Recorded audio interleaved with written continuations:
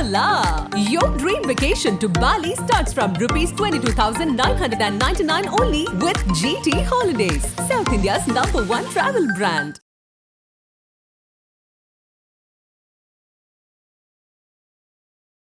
ஏற்கனவே வந்த படங்கள் இதை பண்ணுறதை விட நீங்கள் உட்காந்து செல்ஃபாக ஸ்கிரிப்ட் எழுதி உங்களோட பர்ஃபார்மன்ஸை வெளிப்படுத்துகிற மாதிரி ஒரு சின்ன ஸ்கிரிப்ட் எழுதி அது ஒரு சின்ன கேரக்டர் பண்ணி பண்ணும்போது அது இன்னும் ரீச் கிடைக்கும். அது மூலமாக உங்களுக்கு நிறைய வாய்ப்பு. பார்த்த உடனே அந்த நீங்கள் சொல்லுவாங்கல்ல இந்த ஒரு மினிட் டு ஃபேம் ஒரு நிமிஷம் தான் எனக்கு டைம் இருக்கும், அதுக்குள்ளே ஒரு மனசில் என்ன பதிவு வைக்கணும். கேரக்டருக்கு யாரை நம்ம போட்டால் சரியாக இருக்கணும் அவங்களுக்குள்ள ஒரு விவாதம் இருக்கும்போது அப்போது ஒரு அசிஸ்டன்ட் டைரக்டர் சொல்லுவார் நம்ம பேரை. அங்கே மாறும் ஒரு நடிகனோட வாழ்க்கை. போய் சும்மா தொல்லை கொடுத்துட்டே இந்த சான்ஸ் வேணும்னா அது ஒரு தப்பாயிடாதான். 45 வயசுலையும் ஜெயிக்கிறாங்க, 50 வயசுலையும் ஜெயிக்கிறாங்க, எங்க ஏஜில் 20 வயசு 22 வயசுலையும் ஜெயிக்கிறாங்க. ஆனால் எதுவாக இருந்தாலும் நம்ம எடுத்துக்கிட்ட முயற்சியை நம்ம விடக்கூடாது இல்லையா? இந்த பயண ப்ராசஸில் அந்த ஸ்ட்ரகிள் இருந்துக்கிட்டே தான் இருக்கும். அதையும் சினிமாவில் வாய்ப்பு தேடி எவ்வளோ பசங்க சுற்றிட்டு இருக்காங்க, சென்னையில் ஊர்லேருந்துலாம் வருவாங்க. ஸோ அவங்களுக்கு ஒரு விஷயம்னா என்ன நீங்கள் சொல்லி உங்களோட எக்ஸ்பீரியன்ஸ். ஸோ இன்றைக்கி அப்டேட் ஆயிடுச்சு ப்ரோ. முன்னாடி எப்படி இருந்துச்சுன்னா நம்ம போய் ஒவ்வொரு ஆஃபீஸாக ஃபோட்டோ கொடுக்கணும், அந்த ஆஃபீஸை தெரிஞ்சுக்கிறதே ஒரு ப்ராசஸாக இருக்கும். இங்கே காவேரி டீ கடையில் எங்கெங்கே புது பட ஆஃபீஸ் போட்டிருக்காங்கன்னு சொல்லி ஒருத்தர் லிஸ்ட்டு போடுவார். அவருக்கு நம்ம ஒரு 50 ரூபா 60 ரூபா காசு கொடுத்தோம்னா அந்த லிஸ்ட்டு கொடுப்பாங்க. அதை வாங்கிட்டு ஒவ்வொரு ஆஃபீஸாக போய் ஃபோட்டோ கொடுக்குறது ஒன்று இருந்துச்சு. அதுக்கப்புறம் ஆடிஷன்ஸ் வைக்க ஆரம்பித்தாங்க. கனா காணும் காலங்கள் ஆடிஷன். நான்லாம் கனா காணும் காலம் ஆடிஷன் மூலமாக உள்ளே வந்தவன். அந்த மாதிரி ஆடிஷன் வைக்க ஆரம்பித்தாங்க. இந்த மாதிரி ஒவ்வொரு தடவையும் ஒவ்வொரு ரூட் அப்டேட் ஆகிக்கிட்டே இருக்கும். இன்றைக்கி பார்த்தீங்கன்னா உங்களுக்கு சோஷியல் மீடியா இருக்குது, இன்ஸ்டாகிராம் இருக்குது, யூடியூப் இருக்குது, ஃபேஸ்புக் இருக்குது. அது இன்றைக்கி இன்ஸ்டாகிராம் ரீல்ஸில் நிறைய நீங்கள் அதை சரியாக பயன்படுத்திக்கிட்டிங்கன்னா அதன் மூலமாகவே உங்களுக்கு உங்களை நீங்கள் நான் இந்த திறமையானவன், என்னால் மியூசிக் போட முடியும், என்னால் பாட்டு பாட முடியும், என்னால் நடிக்க முடியும், என்னால் ஸ்கிரிப்ட் எழுத முடியும், என்ன திறமையோ உங்களுடைய சோஷியல் மீடியா மூலமாகவே நீங்கள் அதை எக்ஸிபிட் பண்ணுறதுக்கான வாய்ப்புகள் இப்போ அதிகமாக இருக்குது. அதை ஆனால் நம்ம அவுட்ஸ்டாண்டிங்காக பண்ணணும். அந்த ஒரு காம்படிஷனை மட்டும் நீங்கள் ஹேண்டில் பண்ணணும். அது மூலமாக பண்ணிங்கன்னா நீங்கள் இன்னும் கொஞ்சம் உங்களோட கோலை இன்னும் ஈஸியாக அடையலாம் அப்படிங்கிறது என்னுடைய ஒரு ஐடியா. இன்னொன்று என்னென்னா நீங்கள் இப்போ ரீல்ஸாக ஏற்கனவே நடித்த நடிகர்கள் ஏற்கனவே வந்த படங்கள் இதை பண்ணுறதை விட நீங்கள் உட்காந்து செல்ஃபாக ஸ்கிரிப்ட் எழுதி நீங்கள் செல்ஃபாக ஒரு 30 செகண்டுக்குள்ளே உங்களோட பர்ஃபார்மன்ஸை வெளிப்படுத்துகிற மாதிரி ஒரு சின்ன ஸ்கிரிப்ட் எழுதி அது ஒரு சின்ன கேரக்டர் பண்ணி பண்ணும்போது அது இன்னும் ரீச் கிடைக்கும். அது மூலமாக உங்களுக்கு நிறைய வாய்ப்புகள் வர வாய்ப்பு இருக்குது. நிறைய பேர் ஒரு படம் நடிக்கிறாங்கன்னு வைங்க, ஒரு ஃபஸ்ட்டு படம் அவ்வளோ கஷ்டப்பட்டு முட்டி மோதி ஒரு படம் கமிட் ஆகிடுறான்.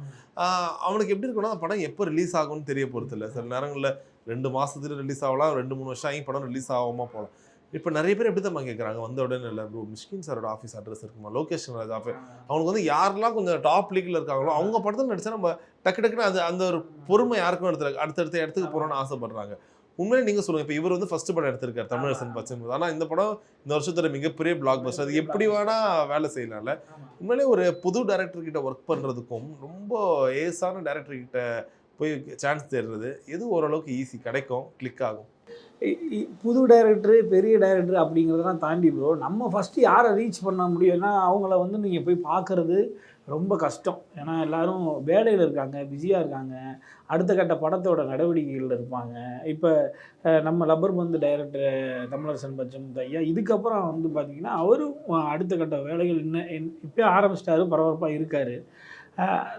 நம்ம முதல்ல யார் நம்மளால் இவர் அவருன்ற எந்த கோலுமே இல்லாமல் இயக்குனர் நம்ம சந்திக்கணும், ஒரு திரைப்பட இயக்குனர் நம்ம சந்திக்கணும்.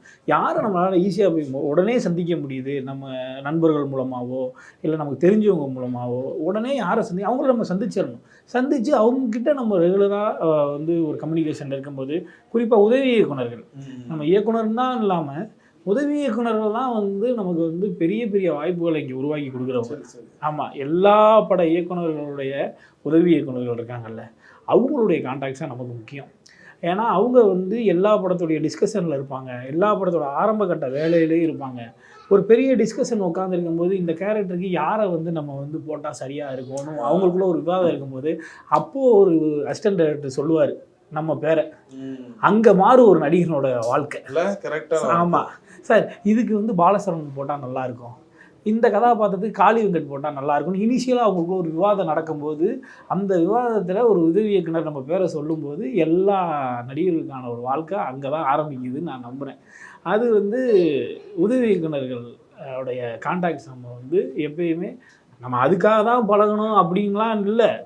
பட் வந்து வேற வழி நம்ம ஆமாம் நீங்கள் வந்து உதவி இயக்குனர் கூட நம்ம நட்பாக இருக்கிறோம், என் வாய்ப்புக்காக தான் நட்பாக இருக்கணும் அப்படி நான் சொல்ல வரல. இப்போ நம்ம ஒரு இடத்துல வேலை பார்க்குறோம், நம்ம நண்பனுக்கு வந்து நம்ம வந்து அந்த இடத்துல ரெக்கமெண்ட் பண்ணி ஒரு வேலையை நம்ம வந்து இவனும் நல்ல டேலண்டான ஆள் தான் நீங்கள் வேலைக்கு சேர்த்துங்கன்னு சொல்கிறது இல்லையா? அந்த மாதிரி தான் உதவி இயக்குனர் வந்து நம்ம அவங்க கூட ரெகுலரான கான்டாக்டில் இருக்கும்போது நீங்கள் இப்போ எந்த படத்தில் வேலை பார்க்குறீங்க, எந்த டைரக்டர்கிட்ட இருக்கீங்க, இப்போ என்ன படம் அடுத்து நீங்கள் போக போகிறீங்கன்னு அப்போ அவங்கக்கிட்ட ஒரு ரெகுலர் கான்டாக்ட் இருக்கும்போது அவங்க நமக்கு ஒரு கரெக்டான டைரெக்ஷன் கொடுப்பாங்க. எப்போயுமே அசிஸ்டன்ட் டைரக்டர்ஸோட டைரெக்ஷன் வந்து அவங்க கொடுக்கக்கூடிய அந்த டைரெக்ஷன்ஸ் அது வந்து ரொம்ப ப்ரொஃபஷனலாக இருக்கும் அவங்க சொல்கிறது. அதை நம்ம ஃபாலோ பண்ணும்போது ஈஸியாக நம்ம இயக்குநர்களையும் மீட் பண்ண முடியும். ஈஸியான்ற வார்த்தை தவறு, சரியாக போய் நம்ம இயக்குநர்களை மீட் பண்ண முடியும். சரியான வாய்ப்புகளும் நமக்கு வந்து சேரும். உதவி இயக்குநர்களுடைய கான்டாக்ட் ரொம்ப அவசியம். சரி. ஸோ அதே போல் நான் எப்படி இப்போது ஒரு நடிகராக நான் போய் இன்ட்ரடியூஸ் பண்ணிக்கிறேன் எது ஒரு டைரக்டர்கிட்டயோ எதுவோ பார்த்த உடனே அந்த நீங்கள் சொல்லுவாங்கல்ல இந்த ஒரு மினிட் டு ஃபேம் ஒரு நிமிஷம் தான் எனக்கு டைம் இருக்கும், அதுக்குள்ளே ஒரு மனசில் என்ன பதிவு வைக்கணும். இதர் என்ன சொல்ல ஏதாச்சும் ஒரு ஐடியா கொடுங்களேன்.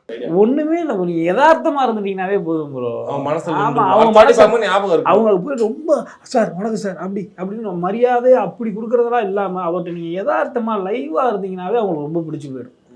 உண்மையா இருக்காண்டா, அவன் நிஜமா இருக்காண்டா, இவன் கண்டிப்பாக இந்த கேரக்டர் பெர்ஃபார்ம் பண்ணுவான்டா, இவனுக்கு நம்ம ஒரு வாய்ப்பு கொடுக்கலான்னு அவங்களுக்கு தோணும். நீங்கள் எளிமையாக யதார்த்தமாக இருந்தாவே எல்லா இயக்குனருக்கும் பிடிக்கும். இன்னும் சில பேர் அந்த சொல்லுவாங்க, நம்ம போய் சும்மா தொல்லை கொடுத்துட்டே இந்த சான்ஸ் வேணும்னா அது ஒரு தப்பாயிடாதா? அது அப்படி ஆகுமா? இல்லை, அது வந்து அந்த நேரத்தில் சில பேருக்கு வந்து ஒரு பல வேலைகளில் இருப்பாங்க. சில நேரங்களில் அவங்க சொல்கிறது தான், இப்போ என்னப்பா நான் வேலையில் இருக்கேன் ஓயாமல் வந்து பார்க்குறேன்னு சொல்கிறது. ஆனால் அதெல்லாம் அவங்க மனசுக்குள்ள வச்சுக்கவே மாட்டாங்க. அவங்க கொடுக்குற வாய்ப்புக்கும் நம்ம போய் ஓயாமல் தொந்தரவு பண்ணுறோன்றதுக்காகலாம் ஒரு வாய்ப்பு கொடுக்காமல் இருக்கவே மாட்டாங்க. நமக்கு இந்த கதாபாத்திரத்துக்கு இவன் சரியாக இருப்பான்னு தோணுச்சா அதை கண்டிப்பாக கொடுக்க தான் செய்வாங்க. அதுக்கெல்லாம் அவங்க மனசுக்குள்ளே வச்சுக்கிட்டு எரிச்சலாகிற ஆளெலாம் எந்த இயக்குனருமே கிடையாது. சார், சினிமாவில் நீங்கள் பார்த்த ஒரு எக்ஸாம்பிள் யாருன்னா சொல்லுங்கள். நான் வந்து இவரை ஃபஸ்ட்டு பார்க்கும்போது கரெக்டாக சார் எப்படி சொல்கிறது, ரொம்ப ஒரு ஸ்ட்ரகிளிங் ஆக்டராக கூட இருந்துருக்கலாம், ஆக்டராக டெக்னீஷியன். ஆனால் இப்போ வந்து ஒரு சூப்பரான ஒரு ஆளாக இருக்காங்க. அதுக்கு காரணம் அவர் நீங்கள் ஒரு எக்ஸாம்பிளாக பார்த்துருப்பீங்க. இவர் அந்த விடாமுயற்சி தன்னம்பிக்கை தான் எனக்கு இந்த இடத்துல கொண்டு வந்து நிறுத்தியிருக்கு.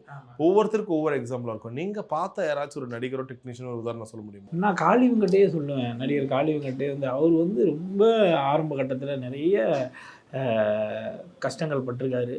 இன்றைக்கி அவர் நல்லா, அதாவது பொருளாதாரமாக மட்டும் இல்லை, நல்ல பேரோட இன்னைக்கு வந்து ஒரு மிகச்சிறந்த நடிகர். காளி வெங்கட்ட ஸ்க்ரீனில் பார்த்தாவே நமக்கு அவ்வளோ பாசிட்டிவாக இருக்கும்.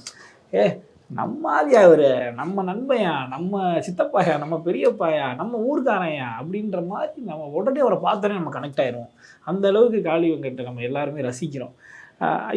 இந்த இடத்த அவர் அடையிறதுக்கு நிறையவே கஷ்டப்பட்டிருக்காரு, நிறைய ஸ்ட்ரகிள் அவர் அடைஞ்சிருக்காரு. அது எனக்கு நல்லாவே தெரியும். ஸோ அவரை நான் ஒரு இன்ஸ்பிரேஷனாக தான் பார்க்குறேன். ஆனால் அந்த எந்த ஸ்ட்ரகிளையுமே நான் இவ்வளோ கஷ்டப்பட்டேன் அவ்வளோ கஷ்டப்பட்டேன் சொல்லவே மாட்டார். அவர் ஜாலியாக இருப்பார். இன்னைக்கு இருக்கிற அதே காளி வெங்கட் தான் முண்டாசுப்பட்டி நடிக்கும் போது இருந்தார், அதுக்கு முன்னாடியும் இருந்தார்.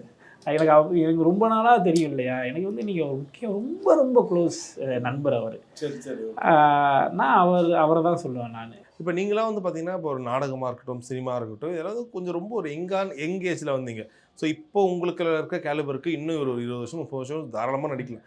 சில பேர் என்ன ஆகும், நீங்கள் சொல்கிற மாதிரி இந்த சாலை கிராம தெருக்களில் 2000 ஆரம்பத்துலேருந்து அவங்க வாய்ப்பு தேடிட்டு இருந்திருப்பாங்க. டைரக்டராக ஆக்டிங்காக சரியாக சான்ஸ் கிடைக்கும். அவனுக்கு வந்து இருக்கிற எல்லா டேரக்டரும் தெரியும், யார் எங்கே போவா எங்கே வருவா எல்லா டேட்டாவும் வச்சுருப்பாங்க.